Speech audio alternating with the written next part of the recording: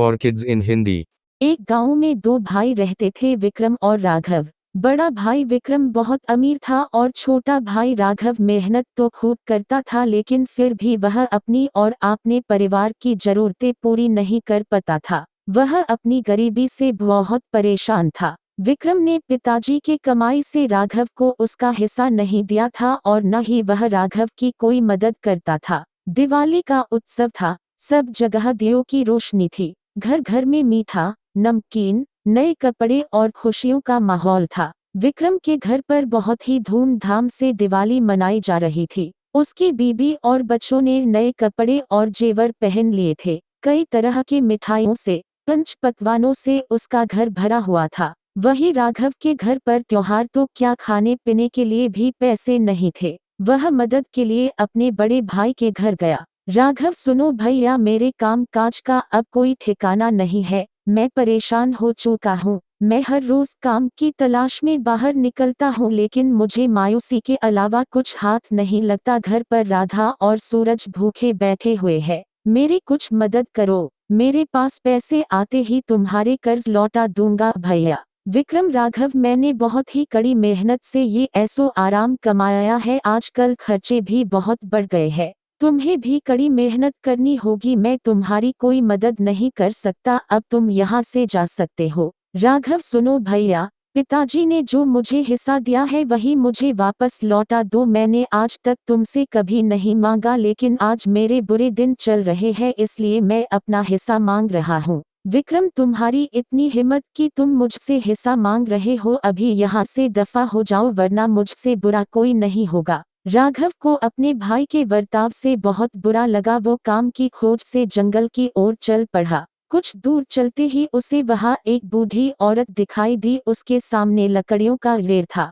राघव ने सोचा कि अगर मैं इनकी मदद कर दूं तो मुझे कुछ पैसे मिल सकते हैं। राघव, क्या मैं ये लकड़ियां आपके घर तक पहुंचा दूं? माता जी, आप मुझे उसके बदले कुछ पैसे दे देना, और भी कुछ काम होगा तो वो भी मैं कर दूंगा। बुढ़िया, जरूर, मेरी मदद करने का पैसे मैं तुम्हें जरूर दूंगी, लेकिन तुम इतने दुखी क्यों लग रहे हो? राघव, घर पर बीबी बच्चे भूखे हैं, खाने के लिए घर पर अनाज का एक दाना भी नहीं है, कहीं भी काम करने के लिए नहीं मिल रहा है। बुढ़िया, दुखी मत हो, ये लो केसर की मिठाई। आगे चलते ही 4 घने पेड़ दिखेंगे, उनके पीछे ही छोटी सी एक गुफा है, उसमें 3 बौने रहते हैं। उन्हें ये मिठाई बहुत पसंद है। वो जैसे ही ये मिठाई देखेंगे वो मांगेंगे। तुम इस मिठाई के बदले उनसे चक्की मांग लेना। चक्की के आते ही तुम्हारे दिन बदल जाएंगे। राघव ने बूढ़ी औरत की मदद की और उनसे वो मिठाई लेकर जंगल में आगे बढ़ने लगा। कुछ देर चलने के बाद उसे 4 बड़े पेड़ दिखाई दिए। उनके पास जाते ही राघव को एक गुफा दिखाई दी। उसका दरवाजा बहुत ही छोटा सा था। वह झुककर गुफा के अंदर गया।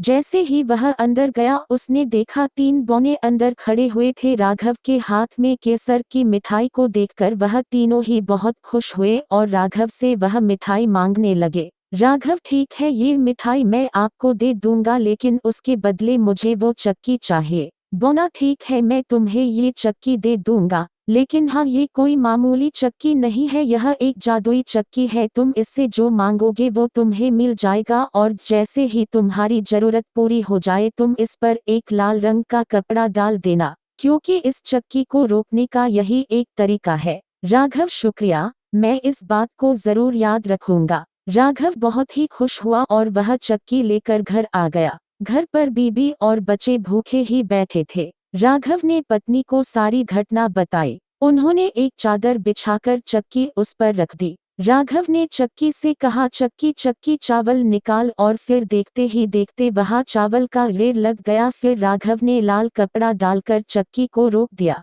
फिर एक एक करके उसने चक्की से दाल, गेहूं और बाकी का अन्य सामान भी मांग लिया। राघव और उसके घर वालों ने भरपेट खाना खाया। अब राघव बाकी का अनाज लेकर बाजार जाकर बेच आता था। देखते ही देखते राघव की आर्थिक परिस्थिति ठीक होने लगी। पहनने के लिए अच्छे कपड़े, भरपेट खाना और बच्चे की शिक्षा, सब कुछ आसान हो गया और उसने नया घर भी बनाया। यह बात उसके बड़े भाई विक्रम तक पहुंच गई। यह जानकर उसे बहुत हैरानी हुई। विक्रम कल तक तो इस राघव के पास खाने के लिए पैसे नहीं थे, अब इतने सारे पैसे, नया घर, कपड़े, खाना पीना, बच्चों की शिक्षा कहाँ से आया इसके पास इतना पैसा? मुझे यह राज जानना ही चाहिए। वह खाना खाने के बहाने राघव के घर गया और खाना खाकर वापस न जाकर वह खिड़की के बाहर रुक गया और छिपकर वह घर पर नजर रखने लगा। जैसे ही राघव ने चक्की से अनाज मांगा, चक्की ने अनाज देना शुरू कर दिया। यह देखकर विक्रम ने सोचा कि वह ये चक्की चुराकर घर ले जाएगा।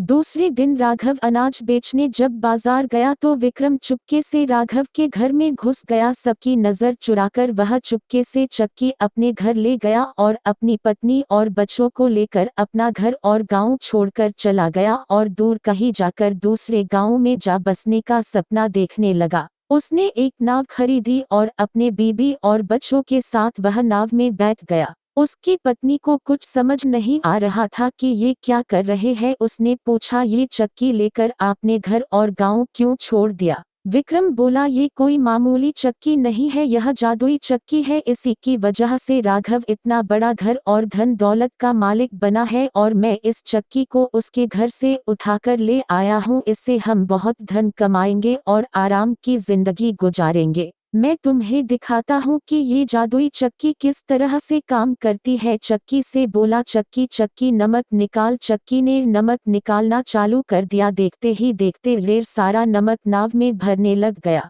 विक्रम को चक्की कैसे रुकती है ये तो पता ही नहीं था। नमक की वजन से नाव पानी में डूबने लगी और विक्रम और उसका परिवार पानी में डूब गए। विक्रम की लालच की वजह से उसे और उसके परिवार को अपनी जान गंवानी पड़ी। राघव मेहनती था, भले ही चक्की अब उसके पास नहीं थी, लेकिन आज तक चक्की ने जो भी दिया था राघव ने अपनी मेहनत से उसे दुगना कर दिया था और खुशी से जीने लगा। शिक्षा, इससे हमें यही सीख मिलती है कि लालच बुरी बला है।